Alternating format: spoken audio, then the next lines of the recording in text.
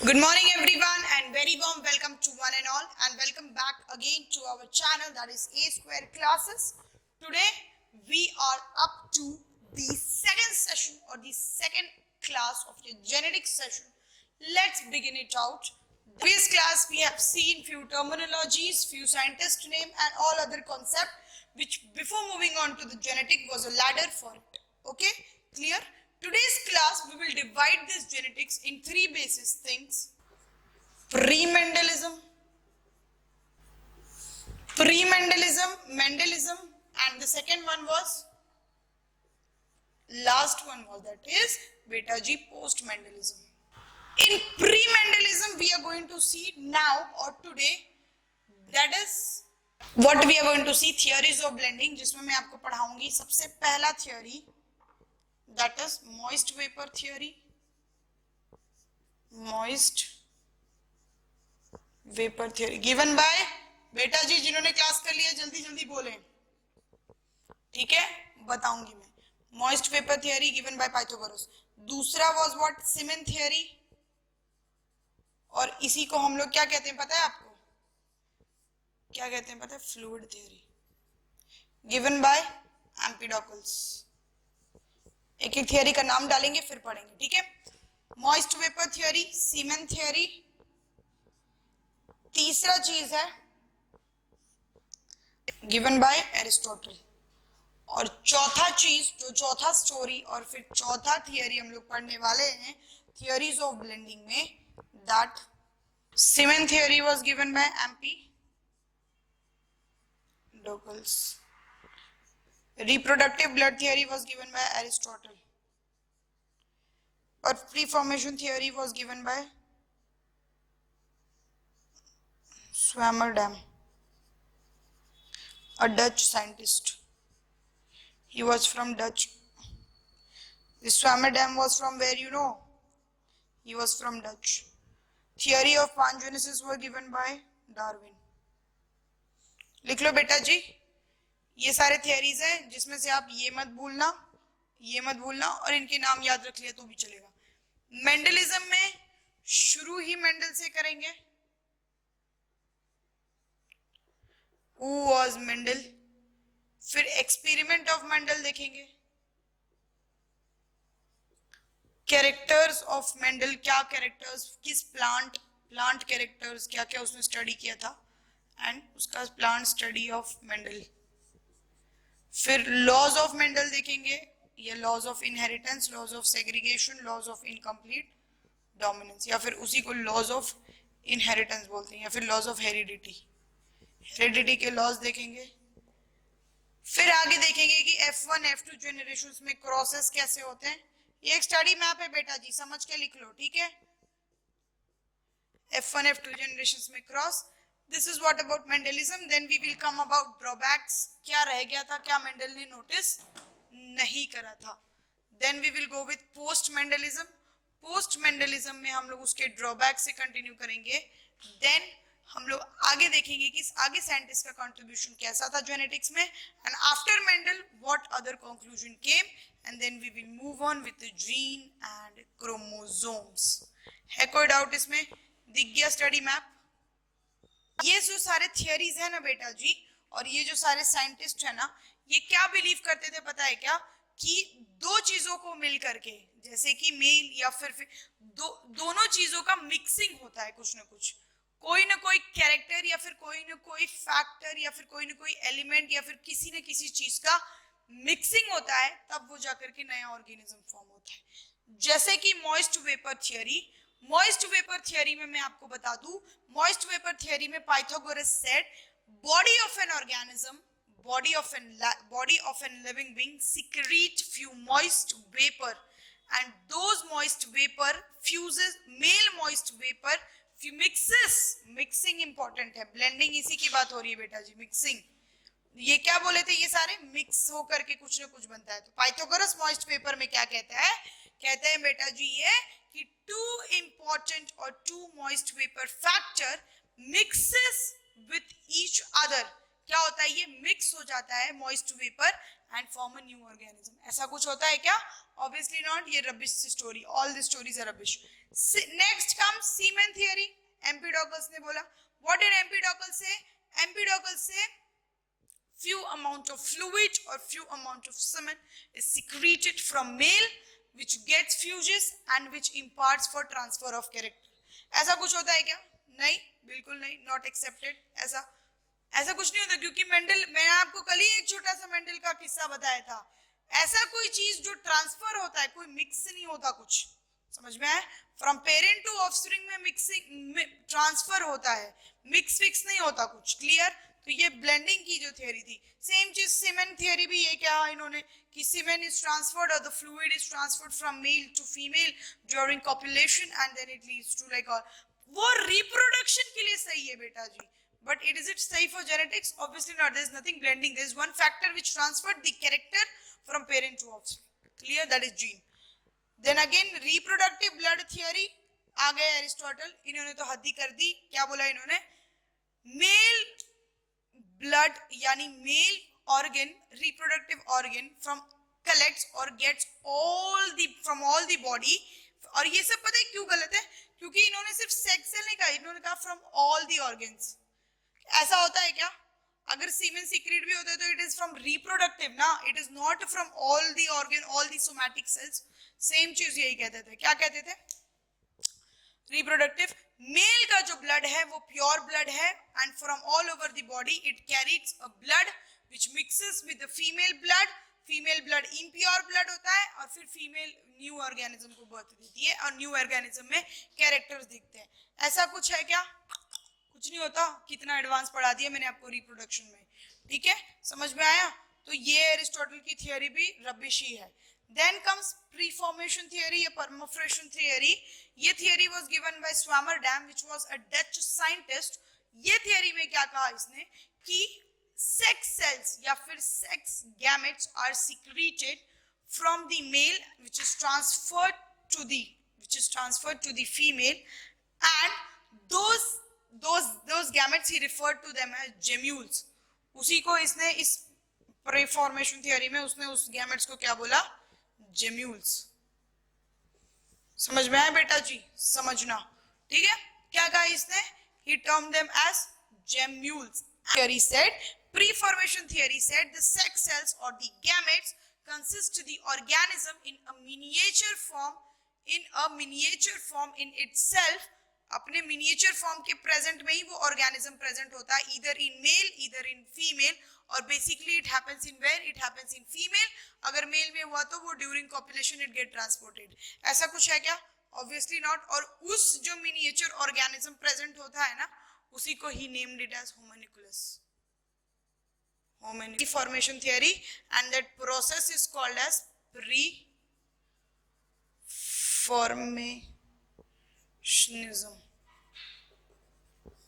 Clear है?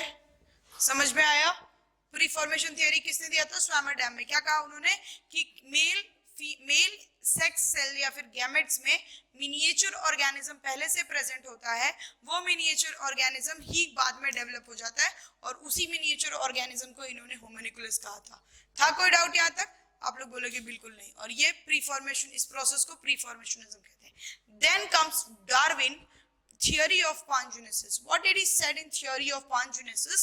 That from the somatic cells, from the all over the part of the body, the sex cells, the gametes are, इसी को इसने Darwin साहब ने उसी को उसने gemmules कहा, is being transferred and it is required and it is necessary for a genetic matter or a genetic appearance. Clear? This only give rise to two new organisms character resembling to its parents. But ऐसा नहीं होता. Not from somatic, it takes from where? It takes from reproductive sex cells. और इसी gemule को इन्होंने क्या कहा पता है? In this gemule he named it as pangenes. किसने? डार्विन ने. और इसी को हम लोग थियरी ऑफ पांजेनेसिस कहते हैं. बेटा जी मैंने इसलिए इतना लिखवा के नहीं लाया क्योंकि हमें नीट देना है, साइंटिस्ट नहीं बनना है. ठीक है, आप पाइथागोरस याद रख लो, किसने कौन सी थियोरी दी थी, वो मैंने आपको लिखवा दिया है। थियोरी ऑफ पांजेनेसिस मत भूलना, डार्विन के लिए पूछा जाता है क्योंकि डार्विन ने और भी अच्छे काम किए हैं इसलिए। और एक और थियोरी मत भूलना, वो होमोन्यूक्लियस वाला प्री फॉर्मेशन थियोरी। और बाकी के जो नाम किसने क्या दिया था वो याद रख लोगे तो भी हो जाएगा, ठीक है। Who is father of biology, बताओ, Aristotle. Who is father of zoology? Aristotle. Who is father of botany? Theophrastus. 11th वालों याद दिलवा रही हूँ, 12th वालों याद दिलवा रही हूँ कि 11th भी पढ़वाया था मैंने, ठीक है। चलो, now give the very interesting topic and most awaited topic of genetics. बच्चा को पढ़ने में इंटरेस्ट होता है, मेंडलिज्म। आ गए हमारे father of genetics. We are moving to the cream of genetics now with very interesting, very fundamentalistic, realistic approach to the genetics we are going to see is what? Mendelism. Now give the heading as what? Give the heading as Mendel. ठीक है, चलो। Pre मेंडेलियम का concept इतना ही था बेटा, उससे ज्यादा कुछ नहीं, बस यही था। कुछ थियरीज थे, जब मेंडल के काम करने से पहले वो खुद ही कुछ ना कुछ बोले जा रहे थे कि ये था, वो था, ऐसा होता है, वो होता है। ऐसा कुछ नहीं होता। जब मेंडल आया ये सब चुप हो गए। और मेंडल ने क्या कहा अब मैं बताऊंगी आपको। चलो हेडिंग डालिए, Mendelism. So now we are moving on towards our Mendelism या फिर Mendel. Who was Mendel? Mendel was father of, Mendel is father of genetics बेटा, ऐसी गलती करना मत, ठीक है, समझो। From the year 1822 to 1884, ठीक है। लेखा जोखा of Mendel was 1822 to 1884, ठीक है। Father, who was Mendel? Mendel was father of genetics. What did he do? He gave the study or the concept of, he gave the study or the concept of inheritance. He gave the study or the concept of inheritance through his work, through its solutions, through its representation. He gave what is inheritance, how does it occurs, and ये inheritance क्या है ये मैं कल के definition में आपको पढ़ा चुकी हूँ। जाइए पहला वीडियो ध्यान से देखिए, ठीक है बेटा। चलो दूसरी चीज, हिज वर्क, कॉन्सेप्ट भी लिख लो या फिर लॉ ऑफ इनहेरिटेंस भी दिया था उसने, ठीक है। His work was published, his work, he mentioned his work actually, his work was written book called as Experiment on Plant Hybrid. Experiment on plant hybrid, ये उसका पेपर था। ये बुक या फिर पेपर ले लो, पेपर मतलब जनरली जो लोग पब्लिशिंग करते हैं ना, एक आर्टिकल या फिर वो, तो उसने अपना article, paper, his paper work या फिर his book related work called as experiment on plant hybrid. This was published by a famous it was published by or it was published in annual proceedings. It was published in annual proceedings of बेटा, ठीक है, history. उसका जो work था वो publish हुआ था किसमें?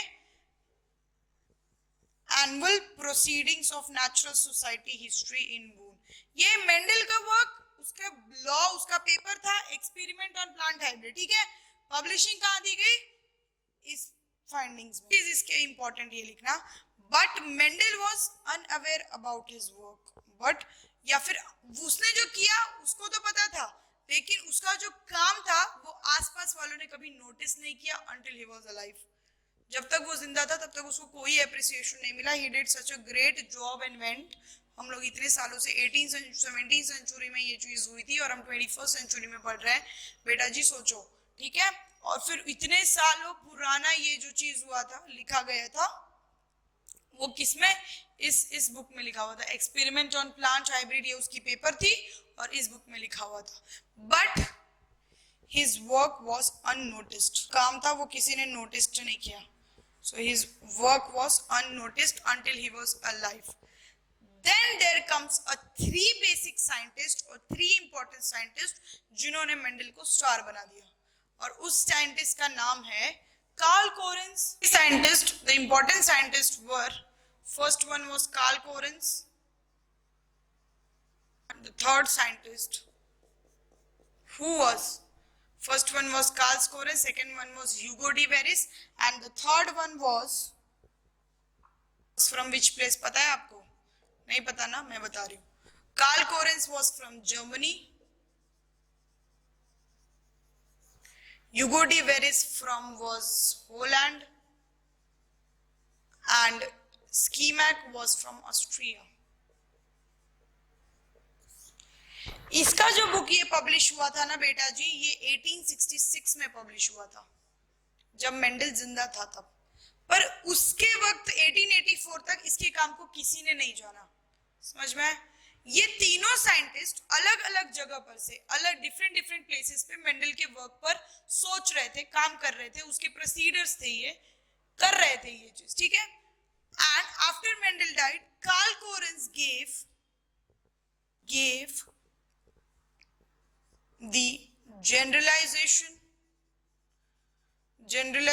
to the Mendel work, to the work of Mendel, to the work of, was so great by the laws which were made by Mendel, to specify the laws were made by Mendel, specify the laws like laws of segregation, laws of dominance, laws of dominance, independent assortment. Ma'am आपने सबको laws लिखा है, लिख लो laws. मैं आपको समझाऊंगी कि इसमें से कौन से लॉज हैं, कौन से प्रिंसिपल्स हैं.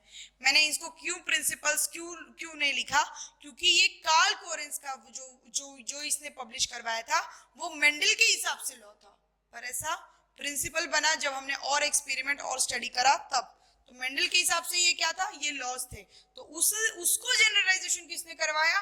कार्ल कोरेंस ने. उसको फेमस किसने बनवाया? कार्ल कोरेंस ने. और वो मेंडल ने दिया हुआ था. ये सब लॉज है. अब इसमें से कितने प्रिंसिपल्स हैं, कितने लॉज हैं, वो मैं आपको बताऊंगी, बट ये वही है. और दूसरी चीज, लॉज जो होते हैं ना बेटा, वो यूनिवर्सल होते हैं. वैसा होना है तो होना है, बट प्रिंसिपल यूनिवर्सल नहीं होते. सम केस में it may happen, in another case it may not happen. समझ में आया? क्लियर? कोई डाउट? ऐसा होता है. समझे बेटा जी? तो कार्ल कोरेंस ने ये किया. ह्यूगो de Veris, who was from Holland, what did he did, you know? Hugo de Veris published his work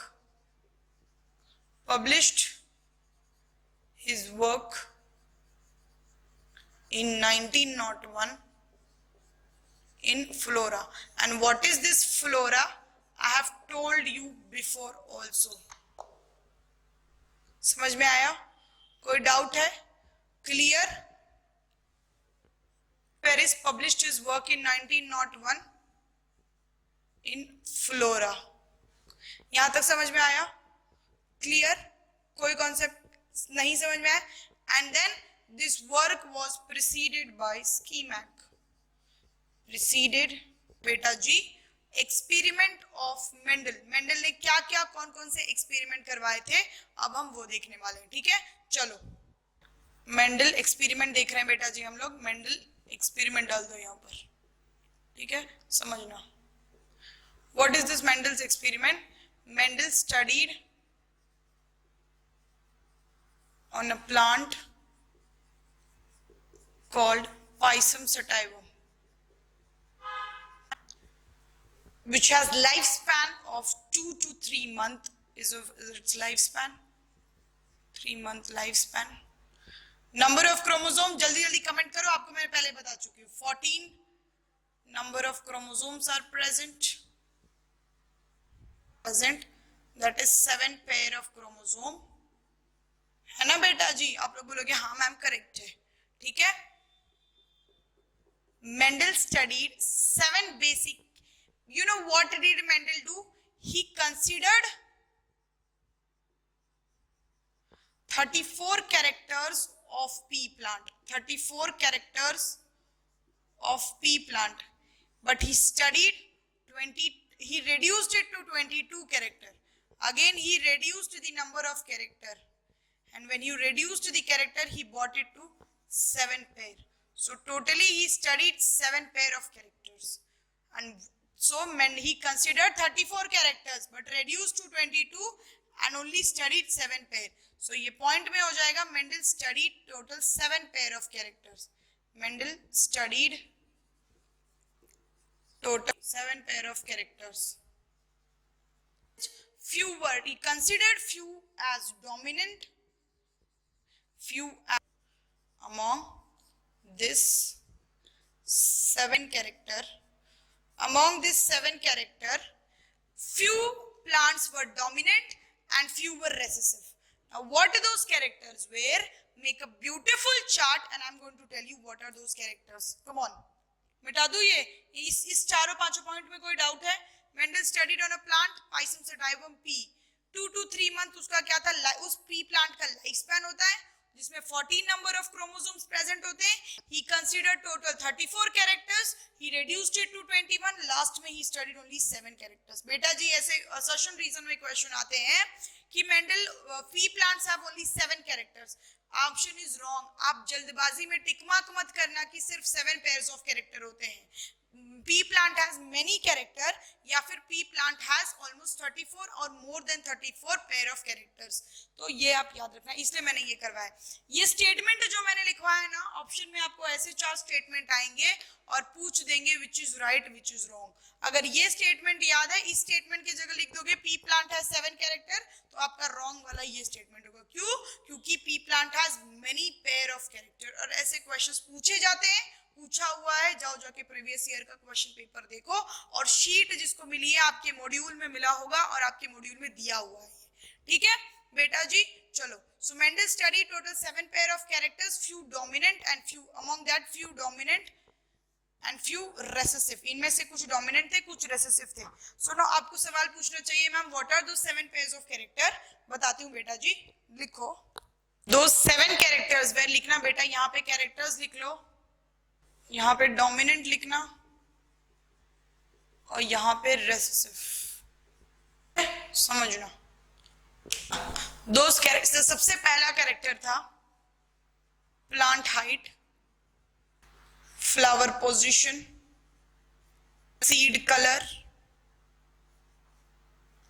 pod colour बेटा जी, pod colour, pod shape, seed colour, seed shape, flower height, flower position, pod color, pod shape, seed color, seed shape. Last one was flower. जो plant height है ना, उसमें से जो dominant character था बेटा जी, it was tall. Tall इस plant height का क्या था? dominant character था. ठीक है. recessive dwarf या फिर आप small भी लिख सकते हो. ठीक है, समझना. flower position, एक्सिलरी जो था वो डोमिनेंट था, जो रेसेसिव था वो क्या था? वो टर्मिनल फ्लावर था. ठीक है. पॉड कलर बेसिकली ग्रीन वाला जो है ना वो डोमिनेंट है. अगर येलो पॉड कलर वाले पी प्लांट लिए तो वो रेसेसिव थे.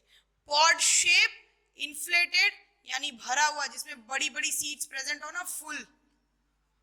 एंड रेसेसिव क्या कैरेक्टर था? कंस्ट्रिक्टेड. कंस्ट्रिक्टेड. सीड कलर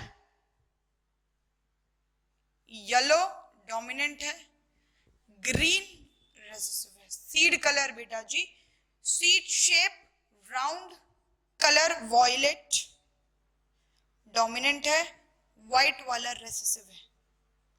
यही 7 कैरेक्टर्स मेंडल ने देखे थे, पढ़े थे और नोटिस किए थे.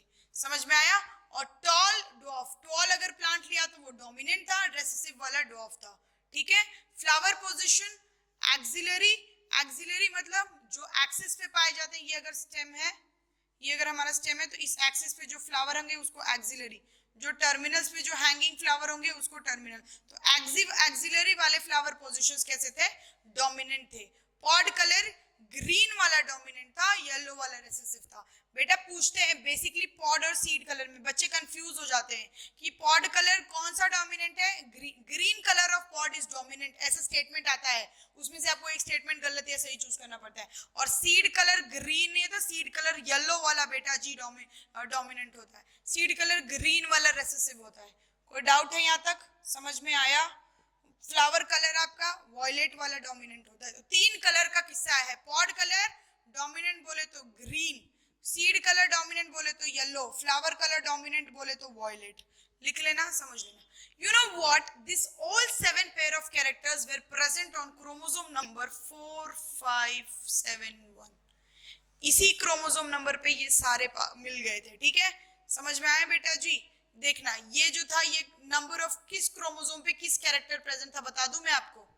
देखो नंबर ऑफ क्रोमोसोम, बेसिकली ये चारों क्रोमोसोम पे ये सातों कैरेक्टर प्रेजेंट थे, पर एक कैरेक्टर यानी छोटा वाला एक कैरेक्टर किस क्रोमोसोम पे प्रेजेंट था? ये 4 क्रोमोसोम पे था, ये 5 अगेन, ये 4, ये 1, ये 7, ये 1 पे था। तो ये नंबर ऑफ क्रोमोसोम्स थे जिसपे ये कैरेक्टर। तो फ्लावर कलर आपको क्रोमोसोम नंबर 1 पे मिलता है। प्लांट हाइट 3 तो बेटा जी 4 पे ही है, एक ही 5 वाला है, एक 2 1 वाले हैं, ऐसे याद रख लोगे तो हो जाएगा। और 7 वाला भी एक ही है, that is seed shape. Clear? समझ में आया? मेंडल का एक्सपेरिमेंट देखें, चलो देखते हैं मेंडल ने एक्सपेरिमेंट क्या किया था। मेंडल का एक्सपेरिमेंट बेटा जी 3 स्टेप में था। क्या क्या स्टेप था? Selection of parent, hybridization and then crossing between F1, यानी crossing between the first progeny जो उसको मिली थी उसके बीच का क्रॉस करवाना। सो लिखो मेंडल एक्सपेरिमेंट, मैं आपको दिखाती हूँ डायग्राम से समझना। इन प्रोसेस में किया था। फर्स्ट वाला था सिलेक्शन ऑफ पेरेंट,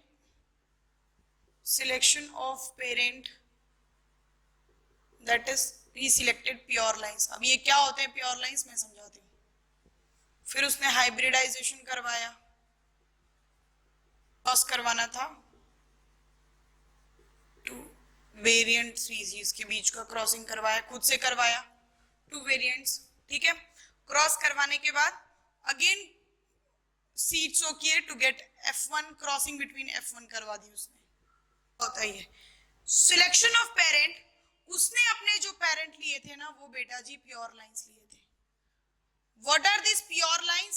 समझना, pure lines are homozygous and self pollinating flowers. क्या लिए थे उसने? वैसे सेल्फ पॉलिनेटिंग फ्लावर्स, वैसे फ्लावर्स उसने लिए कि जो प्योर लाइंस हो। प्योर लाइंस मतलब होमोजाइगस। और बेटा होमोजाइगस क्या है ये कल की क्लास में मैंने आपको समझाया है, पहला वीडियो जाके देखें। टीटी टॉलनेस के लिए है ना 2 आइडेंटिकल जीन्स रिक्वायर्ड है एक कैरेक्टर को एक्सप्रेस होने के लिए, तो वैसे प्लांट लिए वो होमोजाइगस थे। फिर आप अगर एक और चीज समझना, टी स्मॉल टी ये क्या है? Dwarf, that is for what? That is for small character. ठीक है, ये जीन है, ये भी होमोजाइगस हो गया, ड्वार्फिज्म, टॉलिज्म। बट फिर आप बोलोगे मैम इनको कैसे पता कि ये जो टॉल वाले हैं ये टीटी होमोजाइगस है? कैसे पता?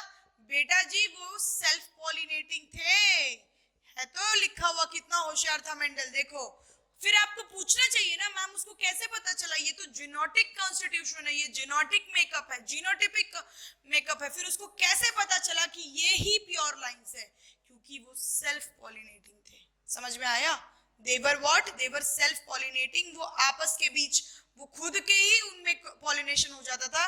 बाइसेक्सुअल फ्लावर थे, समझ में आया? जिसमें मेल और फीमेल दोनों एक ही में प्रेजेंट था, जहां से पॉलिनेशन उसी में होता है, थ्रू एयर, थ्रू वाटर और थ्रू एनी अदर कॉन्स्टिट्यूएंट्स। ठीक है, चलो सो वैसे प्लांट्स उसने लिए। ठीक है, ये तो ये प्रोसेस समझ में आ गई। Selection of parent that is pure lines. Hybridization में उसने कुछ स्टेप किए थे। ही फर्स्ट, इसको मिटा दूं फिर बता रही हूँ। The first very important step he did was in hybridization was emasculation. What he did? He emasculation. What is this emasculation? Emasculation समझने से पहले बेटा जी मैं आपको एक बताती हूँ। पी का जो फ्लावर है ना, स्टेमन पता है आपको? Stamen is what? Male flowering male reproductive part होता है ये। हाँ, उसमें 3 चीजें होती है, एक तो एंथर, बीच का कनेक्टिव, नीचे वाला स्टेमन। तो ये क्या है? नीचे वाला फिलामेंट, सॉरी देखना बेटा, ये एंथर है पूरा का पूरा। आप लोग बोलोगे हाँ मैम। ये बीच वाला क्या है? कनेक्टिव। आप फिर से बोलोगे हाँ मैम। ये वाला क्या है? बीच वाला क्या है? नीचे वाला क्या है? फिलामेंट। आपको डंके की चोट पे बोलना चाहिए हाँ मैम। एंथर कनेक्टिव फिलामेंट, ठीक है बेटा, समझना। ये पूरा क्या है? ये this whole is what? Stamen. तो स्टेमन के 3 पार्ट्स होते हैं, anther, connective, filament. Anther and filament are attached by connective, accepted pea का जो फ्लावर है ना, जो वॉयलेट और व्हाइट वाला कॉम्बिनेशन मैंने आपको बताया था, ये सारे एंथर एक दूसरे से फ्यूज होते हैं, है ना, वो एक दूसरे से फ्यूज होते हैं। है ना, ये क्या है पता है? ये पी प्लांट के एंथर्स हैं। Pea plant anthers are fused. और एंथर क्या है? जिसमें पोलन ग्रेन्स प्रोड्यूस होते हैं। बेटा जी जाओ एंजियोस्पर्म्स का वीडियो देखो आप लोग फटाक से, ठीक है, क्लियर हो जाएगा स्ट्रक्चर ऑफ फ्लावर। मॉर्फोलॉजी देख लो, pea plant anther are fused, और उसी कंडीशन को हम लोग बोलते हैं पॉलीडेल्फस। पॉलीडेल्फस। और सबसे अच्छा एग्जांपल इसका Pisum sativum Fabaceae family, clear, Papilionaceae family का ये एग्जांपल है बेटा। मॉर्फोलॉजी में मैंने पढ़ाया है, मत भूलो प्लीज, अब मत भूलो कम से कम, ठीक है। चलो, तो what he did, he removed or he cut off the, he removed or cut off the anther। उसने क्या किया? फिलामेंट को छोड़ दिया, एंथर को कट कर दिया। और कौन से एंथर को कट किया? वो जो पॉलीडेल्फस वाले थे ना, समझ में आया कौन से पॉलीडेल्फस एंथर थे? दिखाया मैंने आपको स्ट्रक्चर, वो उसको खचा कट कर दिया। Again what he did, he bagged it up, bagging. Why did he do this? उसने क्या किया? उसके बाद उस फिलामेंट बच गया ना बेटा, एंथर को कटने के बाद उस फिलामेंट को बैग से पैक कर दिया। Why did he do bagging? To avoid cross pollination, avoid करने के लिए करा, ठीक है। So what did he do? He did it to avoid cross pollination। Clear, समझ में आया बेटा? ठीक है, इमैस्कुलेशन हो गया, बैगिंग हो गया। फिर what he did, what do you mean by cross pollination? कि बाहर के दूसरे पोलन ग्रेन्स उस पे अपने आप ना आ सके। क्यों? क्योंकि उसको पॉलिनेट करवाना था। उसको बेटा जी किसको? अरे भाई मेंडल को। समझ में आया? So now what? Emasculation, bagging and then comes dusting. Then उसने प्लांट्स को डस्ट करे, फ्यू पोलन ग्रेन्स जो उसको चाहिए थे, पाइसम सटाइवंस की species. What he did, he dusted it। समझ में आया? पोलन ग्रेन्स की उस स्पीसीज को उसने डस्ट किया। After that he removed the bag। ध्यान से देखना कितना होशियार था वो, ठीक है। he रीबैगिंग बोला उसको। रीबैगिंग कब? जब फ्लावर्स आने लगे और जब वो ग्रोथ हो गया उनमें, ठीक है, तब उसने बैग खोल दिया। दूसरी चीज what did he do after this? He obtained seed as F1, called as F1 generation। समझ में आया? नहीं समझ में आया? फिर से समझाती हूँ। पी प्लांट के फ्लावर को एंथर कटा, क्यों? क्योंकि सेल्फ पॉलिनेशन नहीं होना चाहिए। फिर खुद से पॉलिनेट करवाया, उससे पहले बैगिंग कर दिया ताकि बाहर से पॉलिनेशन ना हो, क्रॉस पॉलिनेशन ना हो। डस्टिंग किया, dusted few amount of pollen grains, जो कैरेक्टर वो चाहता था वो कैरेक्टर का, ठीक है। फिर rebagging, open the bag and obtain the seed and call them as F1। बेटा यहां तक समझना, ये कॉन्सेप्ट मैं आपको ग्राफिकल मैथमेटिकल रिप्रेजेंटेशन से जो करते हैं ना, उसी को हम लोग पुनेट बॉक्स कहते हैं, ठीक है। और ये मैं आपको आगे समझाऊंगी, थोड़ा सा होल्ड पे रखना, समझो बेटा। Come here soon. So tall were what? Homozygous. Again T small T dwarf से उसने कर दिया, पॉलिनेशन हो गया इनका। अब देखो बेटा, इनकी मेटिंग ले लें हम लोग? हाँ मैम ले लो। T T T T T T, तो उसकी जो F1 जनरेशन आई वो क्या थी? TT, which is what? Tall. And after this experiment, he concluded that something, this is also done now, hybridization, ये पूरा process, first, second यहाँ से शुरू होता है, थर्ड पिक्चर अभी बाकी है, तीसरा वाला, ठीक है, समझना. After this experiment, he said there is something which transferred from parent to offspring to which imparts the character, which imparts the trait. ये मिलने के बाद जब उसको टॉल प्लांट मिले ना, जब उसने होमोजाइगसली लिया, तो होमोजाइगस लेने के बाद उसको क्या दिखा? उसको दिखा कि यानी कुछ न कुछ वैसा एलिमेंट या फिर फैक्टर पास होता है फ्रॉम पेरेंट टू ऑफस्प्रिंग, जो ऑफस्प्रिंग को अपने पेरेंट्स की तरह रिसेम्बलेंस दिखाता है. और यही beautiful experiment was done by our great great great Mendel. Got it? What was this experiment? समझ में आया बेटा जी? आप लोग बोलोगे हाँ मैम बहुत अच्छे से समझ में आया. पिक्चर देखिए आप. क्यों? क्योंकि जब ये टॉल और डॉफ थे तो कुछ पेरेंट्स टॉल आए ना टॉल, तो इसका मतलब टॉल ये एक कैरेक्टर है, एक जीन उसके लिए रिस्पॉन्सिबल है जो पास हुई फ्रॉम पेरेंट टू ऑफस्प्रिंग. किससे पास हुई है वो gene? From parent to offspring. इसीलिए मैंने आपको बताया था बेटा आपके पापा बड़े हैं, आप भी लंबे हो, तो ऐसा मतलब कोई कैरेक्टर पास हुआ. लेकिन उस कैरेक्टर के पासेज के लिए क्या रिस्पॉन्सिबल था? जीन. और उसी जीन को मेंडल क्या कहता था? मेंडल उसको फैक्टर कहता था बेटा. आप लोग बोलोगे हाँ मैम करेक्ट. फैक्टर को उसने फैक्टर या फिर एलिमेंट कहा था. आप लोग बोलोगे हाँ मैम. फिर उसने थर्ड स्टेप ऑफ एक्सपेरिमेंट किया. क्या किया उसने? He did crossing between F1. और ये जो पहली जनरेशन मिली ना, इसको फर्स्ट जनरेशन या फिर फर्स्ट फैमिलियल जनरेशन भी कहते हैं, where F stands for familial, क्योंकि ये क्रॉस पेरेंट्स के बाद ये फर्स्ट जनरेशन है. फिर दूसरा उसने क्या किया? Crossing between F1. अब हम भी कर लें क्रॉसिंग बिटवीन F1. आप लोग बोलोगे जी मैम करवाइए. चलो दिखाती हूँ पिक्चर, देखना बेटा जी, ठीक है. F1 क्या है हमारा? TT.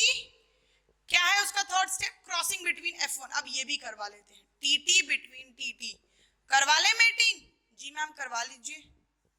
TT TT TT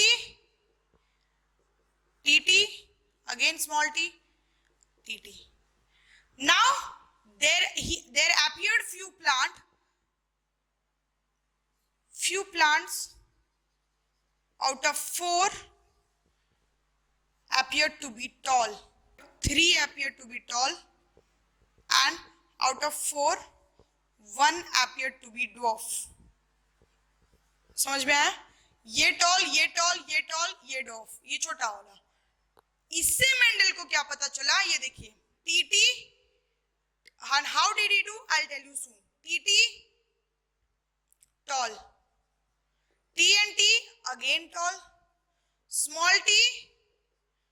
Noticed TT कितना है? out of 1/4 है. small t 1/4 plus 1/4 that is it equals to 2/4 that is 1/2 है. ठीक है. फिर उसके बाद अगेन ये 1/4 है. है क्लियर? समझ में आया? आपने बोलोगे हाँ मैम समझ में आ गया, कोई बात नहीं, क्लियर हुआ. तो what did Mendel noticed? F1 को क्रॉस करवाने के बाद ही नोटिस्ड कि ऐसा कोई कैरेक्टर है, ऐसा कोई जीन है जो रिस्पॉन्सिबल है. उसको क्या दिखा पता है क्या? जीनोटिपिकली ही नोटिस्ड, फिनोटिपिकली ही नोटिस्ड 3 लंबे प्लांट. फिनोटिपिक के हिसाब से 3 टॉल प्लांट्स थे, बट जीनोटिपिक उनका अलग अलग था. तो उससे उसको पता चला, उसने नोटिस किया कि there comes a gene which suppresses the character of other gene, और उसी जीन को हम लोग डोमिनेंट कहते हैं. With the character which is suppressed is called as recessive. ये मैंने आपको कल की क्लास में बताया था. और देखो मेंडल ने ऐसे पता किया था. कैसे? क्रॉस करवा के ऑर्गेनिज्म. और किसको क्रॉस करवाया था? F1 को. तो बेटा जी अब ये न्यू जनरेशन मिली ना, इसको हम लोग F2 कहते हैं, या फिर second generation, second familial generation. F1 क्या थी? पहली क्रॉसिंग. दूसरा जब F1 को क्रॉस करवाया तो क्या मिला? F2. समझ में आया? तो वही मेंडल ने कहा था कि ऐसा एक फैक्टर है जो दूसरे फैक्टर को सप्रेस करता है, दूसरे के कैरेक्टर को, और फिर वो अपना रिप्रेजेंट करता है. इसी को हम लोग क्या कहते हैं? इसी को हम लोग कहते हैं क्या वो डोमिनेंट ट्रेट है और वो रेसेसिव ट्रेट है। तभी उसको पता चला था कि ये डोमिनेंट है, ये रेसेसिव है। याद आया 7 कैरेक्टर्स में से कैसे पता चला था? क्रॉसिंग से पता करा था उसने। बेटा कितना होशियार था वो, मैथमेटिक्स। ठीक है, समझ में आया? क्लियर?